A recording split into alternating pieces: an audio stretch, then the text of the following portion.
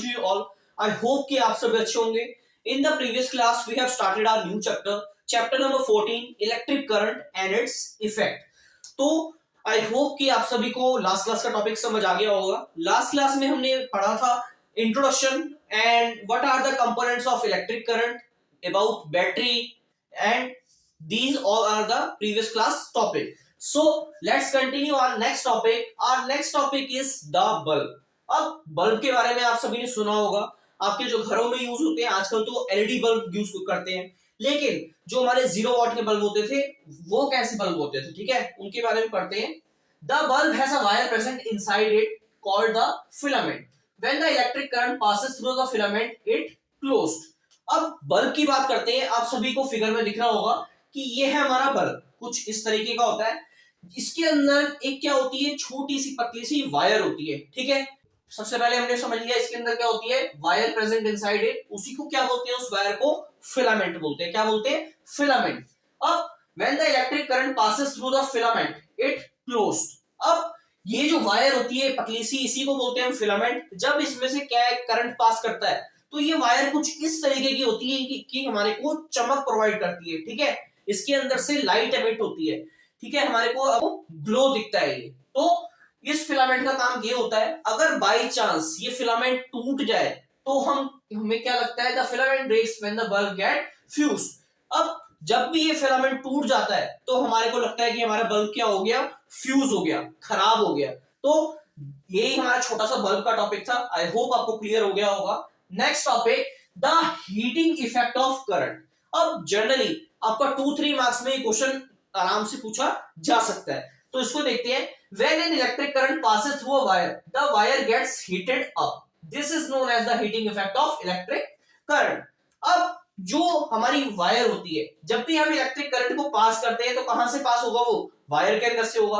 और जब electric current pass होगा वायर के अंदर से तो क्या होगी, वो हीटेड अप होगी. इसका बेस्ट एग्जांपल क्या होता है, जो प्रेस करने वाले होते हैं, तो वो क्या होती है, जो प्रेस होती है उसके अंदर क्या होता है, जब इलेक्ट्रिक करंट को पास करते हैं तो क्या होता है, वो हीटेड अप होती है. हमारे घरों में जो भी हमारी मम्मियां होती हैं तो वो क्या करती हैं, जब कपड़े प्रेस करती हैं तो वो उनके पास क्या होती है, वही वाली आयरन होती है, इलेक्ट्रिक आयरन जिसे बोलते हैं हम, ठीक है. एक तो होती है कोयले वाली, जो बाहर प्रेस करते हैं उनके पास कोयले वाली होती है. तो जिनके पास घर में इलेक्ट्रिक वाली होगी तो आप एक बार करके उसको देख सकते हैं. जब भी हम इलेक्ट्रिक करंट पास करते हैं तो क्या हो जाती है, वो हीटेड अप होती है, उसी से हम प्रेस करते हैं. इसी तरीके से हम गीजर का यूज करते हैं. गीजर में क्या होता है, इलेक्ट्रिक करंट हम पास करवाते हैं, तभी क्या होता है, हमारा पानी गर्म हो जाता है.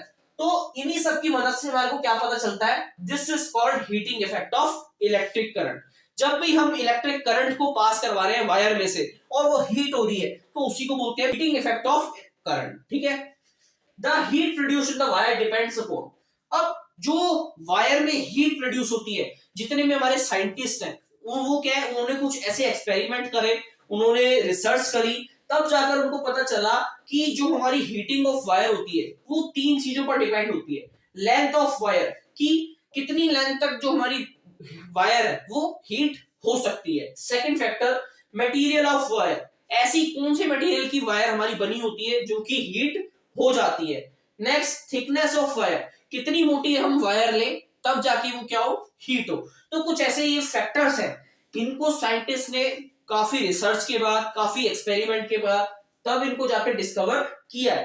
तो हमारी 7th क्लास में बेसिक हमारे को बस इसके नाम पता होने चाहिए, ठीक है. मैंने आपको एक इंट्रोडक्शन दे दिया इसके बारे में. अब जो डिटेल में बात करेंगे वो हम करेंगे अपनी क्लास 10th में. तो फटाफट से क्लास 10th में आइए और हमारे चैनल पर विजिट करिए, ठीक है. ये कोई प्रमोशन नहीं है, अब हम इसको पढ़ेंगे क्लास 10th में. तो continue. Next, example of appliances work on the heating effect of electric current. अब ये जो हीटिंग इफेक्ट होता है इलेक्ट्रिक करंट का, उसके एग्जांपल्स के बारे में बात करेंगे. जब ये सारी रिसर्च वगैरह हो गई तो कुछ ऐसे एग्जांपल्स निकाले गए कि कौन से अप्लायंसेस हैं जो कि हीटिंग इफेक्ट ऑफ करंट पे वर्क करते हैं. फर्स्ट बात करते हैं आयरन, वही वाली हमारी इलेक्ट्रिक आयरन, ठीक है. नेक्स्ट, इलेक्ट्रिक हीटर, जितने भी हमारे हीटर होते हैं, अगर आपने घरों में देखा तो वेल एंड गुड, नहीं तो आपने बाहर भी देख सकते हो.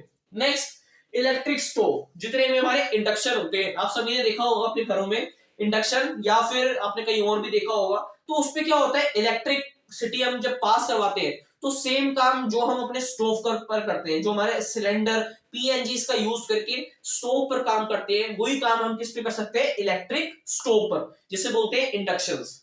Next, geysers. अब जितने भी हमारे गीजर्स होते हैं वो भी सेम काम करते हैं, इलेक्ट्रिसिटी पास करवाते हैं, पानी गर्म हो जाता है, तो मतलब क्या है हमारा जो क्या है, इसमें भी heating effect of electric current. So that's all for today. We have discussed our bulb topic and heating effect of electric current. That's all for today. Thank you.